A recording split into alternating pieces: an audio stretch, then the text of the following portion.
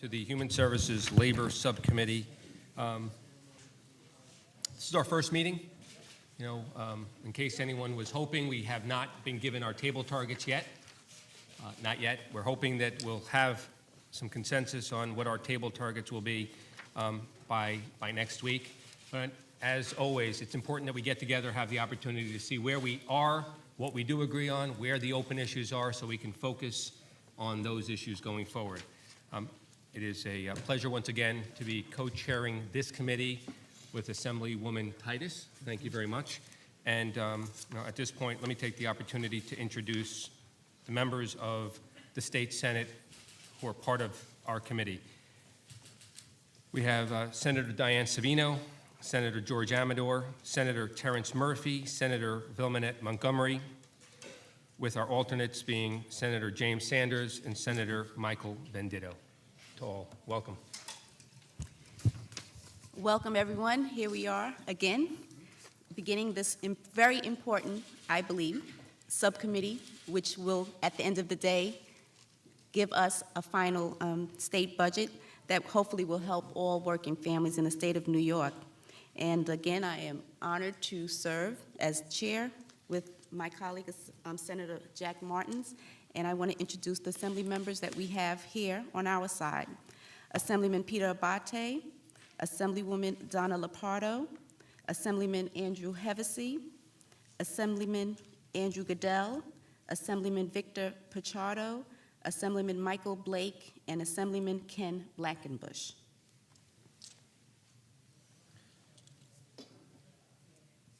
Thank you. At this point, I'd like to ask if anyone has any opening statements. We'll save ours for the closing. Very well.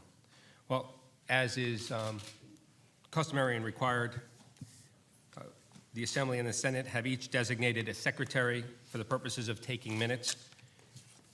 The Assembly designee is Omar McGill, and the Senate designee is Colin Savine. And we will, I guess, go over our three-way agreement. The Senate and the Assembly have accepted the executive proposal for certain provisions, and those agreements are as follows. Within the Division of Human Rights, the Office of Welfare Inspector General, the Public Employees Relation Board, the National and Community Service, Office of Employee Relations, and the Workers' Compensation Board, and Pay for Success, there has been a three-way agreement with those entities. As to the open agencies, there are a number of agencies that are at the table that we still have open and that we will be working on as we advance in this budget process. They are the Office of Children and Family Services, Office of Temporary and Disability Assistance, Department of Labor, Division of Veterans Affairs, and the Not-for-Profit Infrastructure Capital Investment Program. And as far as Article 7, at this time we have no three-way agreement. We have, of course, much work to do. This is the beginning, and of course we're very eager to resolve those important matters. There, again, as my colleague has said, Senator Martin, we don't have a table target, and the conversations are ongoing to resolve all the open issues that we have within Human Services and Labor. And of course, we will continue to work towards an agreement in those areas. Absolutely. Anyone else have any statements, any closing statements? Yes, most definitely. Please. If we want to start, we can start with Andrew Hevesy. No pressure, thanks. Good afternoon, everybody. So forgive me, I'm going to go on a little bit because this is the first time that the Assembly is able to articulate our anti-poverty initiative, which builds off of what the governor has done. But let me sort of set the stage for you. So we have focused on the public assistance system. Right now, there are 570,000 New Yorkers on the public assistance system, and our analysis shows that almost nobody gets off. What our system is really good at is taking people who are in crisis and trouble and trapping them on public assistance. So in an effort to help those individuals get off public assistance on behalf of themselves and their families and also save taxpayers money, we took a look at the system and found that there are a number of obstacles that we need to remove. So I'm going to start by running through them now. The first one is the resource asset test. When an individual walks into a local Department of Social Service or HRA in the city, they have two tests immediately to see if they qualify for public assistance. The first one is an income test. Second one is a resource asset test. The income test, by the way, for the numbers to qualify are extremely low throughout the state. For example, in Albany County, if you make more than $8,376 per year or more than that, you don't qualify for public assistance. The problems with the tests are that the resource test is repeatedly applied every 6 months, which by its very definition means that we're not allowing people in poverty and people on the system to build up assets. So the system is making people stay poor and stay on public assistance forever. So the Assembly will be keeping the income test the way it is now, but only having the resource asset test upon initial certification and then allowing people to build up their assets so they can get up and off public assistance. That's the first obstacle. Second obstacle, and I'm going to go as fast as I can, but this is a little comprehensive, so bear with me. The benefits cliff. Benefits cliff is a structure of public assistance where it makes it's a financial mistake for an individual and their family to get off of public assistance. If they take another job or a promotion at their job, they're going to lose money in that transaction. Now, you can't get rid of the benefits cliff because they are embedded in our system, but what you can do is give those who are doing the right thing, the working poor, a little bit of extra cushion to help them get up and out off public assistance and out of poverty. And the way we propose to do that is with a cash infusion of $187 million over 2 years for the earned income tax credit, so that the state tax credit goes from 30% of the federal to 35%. We believe that the working poor deserve that credit, and that will be a great assistance to them in dealing with the benefits cliff. The third obstacle in the system that we've identified, is if you go to get on public assistance and you have a house, New York State automatically puts a lien on your house. We are one of only 2 states that do this. It is absolutely punitive and unnecessary, and the populations that it hits the most are financially disadvantaged seniors and women with small children or children who have won their houses in a divorce. It is absolutely a bad public policy, because we're going to eliminate that as well. Those are the obstacles in the system. Now let me talk a little bit about the Governor's Anti-Poverty Initiative, which we have expanded upon and made real. So the Governor put in broad strokes for an anti-poverty initiative of $25 million, and he targeted 10 different municipalities across the state. We are going to accept his 25 and add another $37.5 million to the Governor's proposal to get to 62.5, and we're going to allow these task forces to use that money for new programs directly for poverty reduction that we know have borne fruit in other geographic regions, and I will get to some of them in a second. But we will not allow these anti-poverty task forces to be used for planning for years. We feel that that's pushing the can down the road, and to be honest with you, with the poverty rates we have all over New York State, we just don't have that luxury. We need to be on the ground implementing smart policies right off the bat. One of the initiatives that we're going to be allowing the anti-poverty task forces to address is the population that is constantly falling off of public assistance and into homelessness. And remember, when you fall out of public assistance and into homelessness, you are going to be costing the taxpayers an exponentially higher amount of money. So this particular population, for the most part, we have found have cognitive or mental disabilities or executive function skills deficits. And for those who are not familiar, an executive function skill is your planning skills. It's what you need to get things done. It's composed of 3 different variables. It's impulse control, working memory, and another one, mental flexibility. So you can readily adjust plans, reestablish your priorities, and these are the skills that you need to get up. Everybody needs them in their daily life, but in particular, we need them to have people get up and off public assistance. Now, the problem with the executive function skills deficits are your skills are much more likely to be deficient if you have been exposed to persistent stress or violence in the way that people in poverty have been exposed to. So we are allowing for the localities through these task forces to identify this population and help them with a mentor through a nonprofit in an effort to keep them employed and keep them on the system so they don't fall into homelessness. And the last piece I will talk about, and again, thank you for indulging me, is mandate relief. We are of the opinion in the Assembly that the counties are being crushed by a public assistance burden. The way public assistance works is, for the first 5 years, the federal government, under the Clinton welfare reform, they pick up the tab through the TANF grant. That's the first 5 years. After that, the feds are done. They don't pay anything else. At that point, many states just decided that's the end of it. We're not going to have any more public assistance. New York State created the Safety Net program. The Safety Net program, the cost for that is borne primarily by the counties to the tune of 71%, and the state's 29%. It is a crushing burden on localities.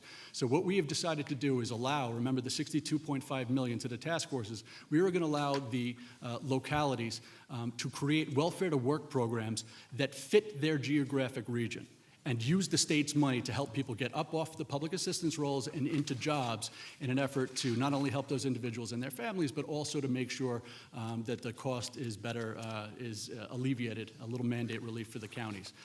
We believe this is a crucially important component. One last piece, forgive me. We're also going to be doing some accountability measures related to the integrated eligibility systems. We now have human services databases that are 30 years old. They are right now being upgraded. We have a package of proposals to make sure that the money that we are spending on public assistance benefits and others are accounted for. It is a robust package. We believe it's the right way to go. It's non-negotiable, by the way. I just wanted to make sure who was still listening. But we believe it's the right way to go, and we look to work with our partners in the Senate who have been incredibly helpful, particularly since last year when one of our major successes, and I think I've said I'm going to end on this 3 times. I'm really going to end on this. We are also going to be accepting, and this is a little off topic, the governor's proposal for supportive housing, which was led by the legislature last year, which is the best mechanism to get people out of homelessness. The governor has put in for 6,000 units in his executive budget proposal. We're going to expand on that, but that's due credit to the men and women on this stage, Senate and Assembly, for leading the charge on that. So with that, I'd like to thank you, Madam and Mr. Chair. Thank you. Thank you, Assemblyman. Thank you for laying that out and setting the stage for that. We're going to alternate and have, if you have any senators. I sure do. Thank you. And Assemblyman Hevesy, we were all listening. Thank you. Senator Sanders.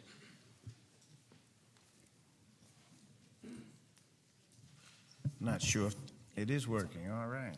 Well, thank you, chairs. I appreciate being here, and in the spirit of being brief, I won't go through all of the budget. I will speak of 3 different issues that are, I believe, deserving of attention.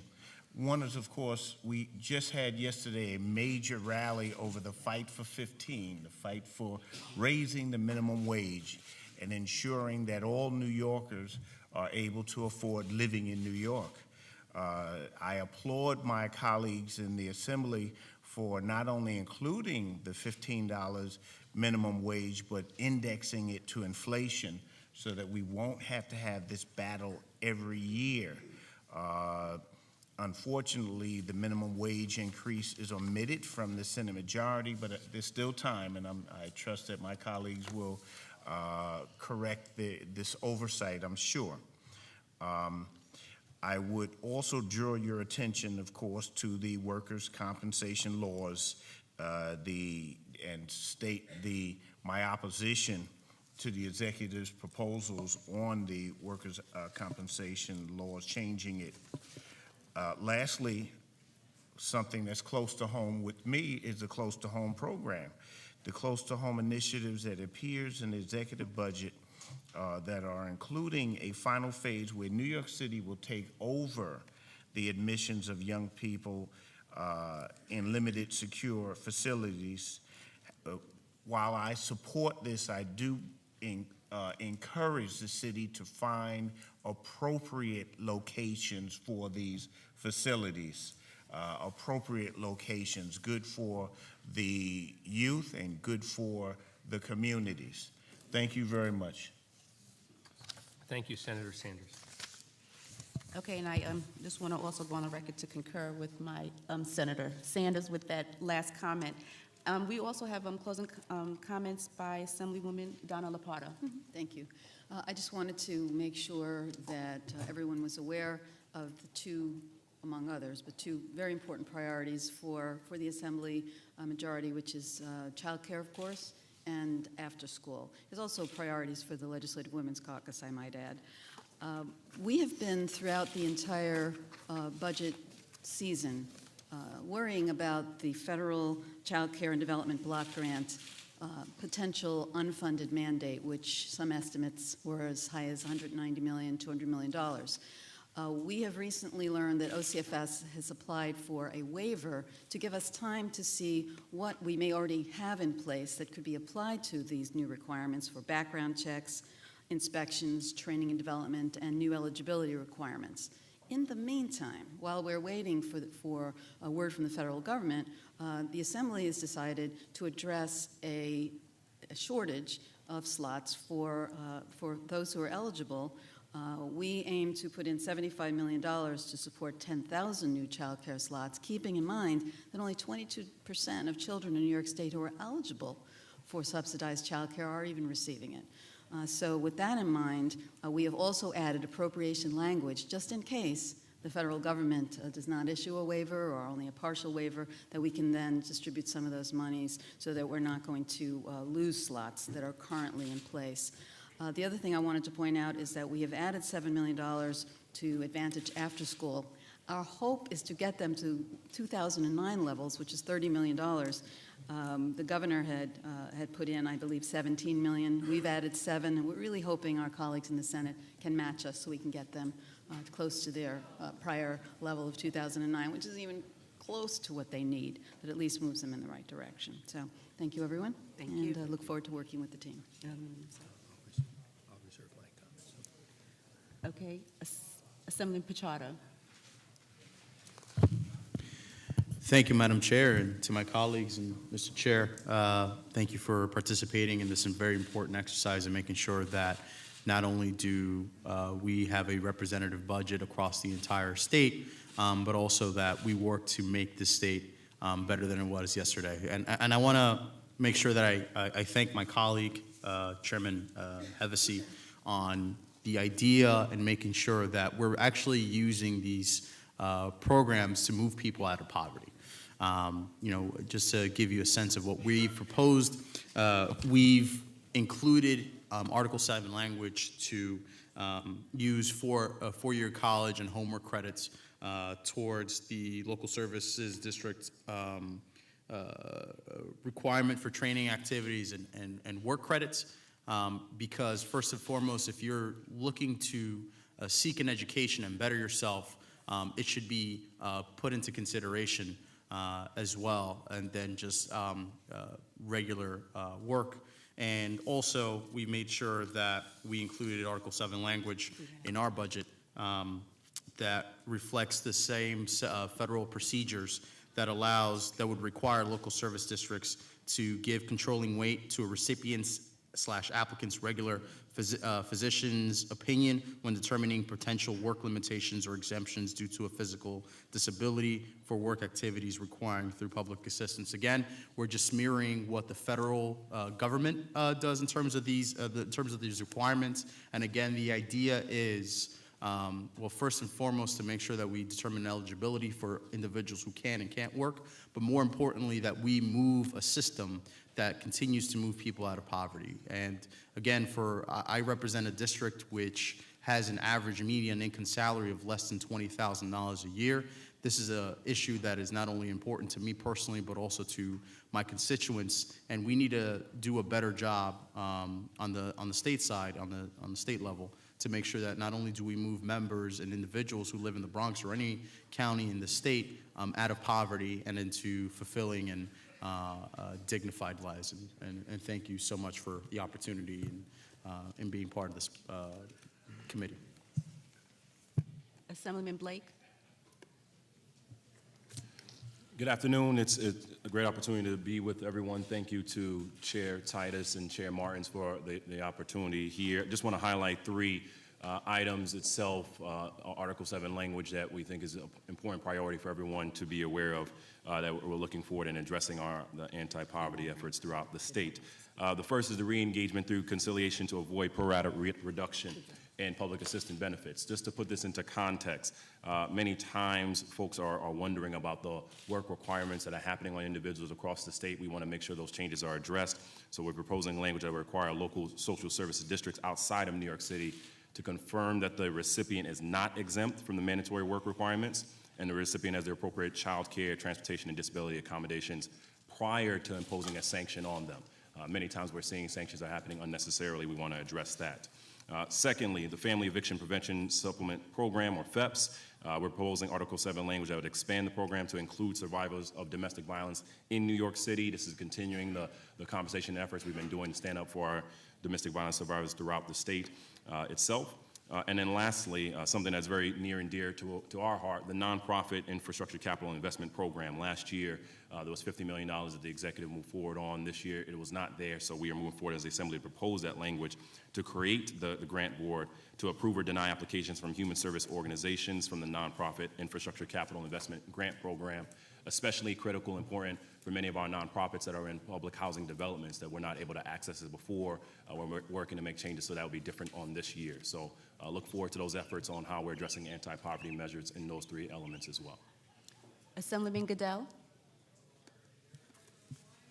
Thank you, Chair. First, representing the Minority Caucus, we are pleased in a number of changes that both the Senate and the Assembly have already agreed on, including increasing funding for workforce development, child care. We appreciate the funding that's going into the 211 program, which is a great United Way program, small investment with big returns. We support our Assembly colleagues in the majority in terms of their desire to help people move out of poverty and into self-sufficiency, and we appreciate their thoughts and initiatives on that. We are also particularly concerned about some of the problems that people are trying to get out of poverty face, including the fiscal cliff that occurs when they approach an income threshold that's in our system. So as you know, as you come up to your income threshold for food stamps and you get a small raise, you lose all your food stamps. You can't afford the raise. When you come up to 200% of poverty, you go over it by a couple dollars, you lose health care subsidies. And so those fiscal cliffs trap people in poverty, and we very much appreciate the Assembly majority's recognition and their efforts on that. In that regard, we appreciate the increase that's been proposed in the Earned Income Tax Credit, because the minority agrees that the Earned Income Tax Credit is a very valuable tool. We would recommend that that be tweaked so that the amount of the Earned Income Tax Credit jumps when you hit one of those income thresholds so that you can afford to leave poverty. We disagree with our Assembly colleagues when it comes to the minimum wage, because if your objective is to help the working poor get out of poverty, you need to maximize the number of jobs that are available. And unfortunately, there are many studies that point out that a minimum wage that would be double the national average will result in the loss of hundreds of thousands of entry-level jobs. By contrast, the Earned Income Tax Credit doesn't place the cost of helping the poor on the very people that hire them. Instead, the Earned Income Tax Credit is paid for by the broad tax base. And so we have at our disposal a tool that doesn't destroy entry-level jobs, that doesn't financially damage the employers that we want out there hiring as many people as possible with those entry-level positions and an opportunity to move forward, that costs a fraction of the cost of a minimum wage increase on the economy, and does not hurt all the nonprofit agencies that are doing their best to help the very people we want to succeed. And so we are strong supporters of the Earned Income Tax Credit, and we think that's the right way to go rather than an increase in the minimum wage. We look forward to working with all of our colleagues in both the Senate and the Assembly as we strive to achieve the goal of keeping New York State competitive, expanding the employment opportunities for all New Yorkers, and making it easier for people to leave poverty and achieve self-sufficiency, independence, and a successful lifestyle. So we look forward to working with you on those objectives. Thank you, Senator Goodell. Again, this is the preliminary meeting, the first meeting that we have, and there's going to be ongoing discussion so that we can resolve all these issues. It is the Assembly's position, I just wanted to put on the record, that we need to move working families forward and help people move out of poverty. We are strongly in support of paid family leave as we have a final state budget in this state, and of course, facilitated enrollment. We're hoping that we can come to some discussion so that we can come to an agreement in expanding that program. But more importantly, we are really firmly 100% committed to raising the minimum wage. In our One House, we have also included $200 million to help those not-for-profits also help them as we move this minimum wage to $15. So it is our position and our commitment to have the minimum wage increased in the state of New York.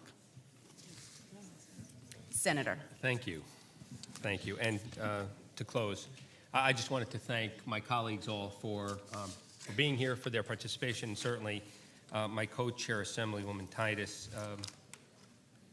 I will reiterate a point that I've heard on both sides from both houses, and that's that we see our role as being to advance a budget that is fair to working families across New York State.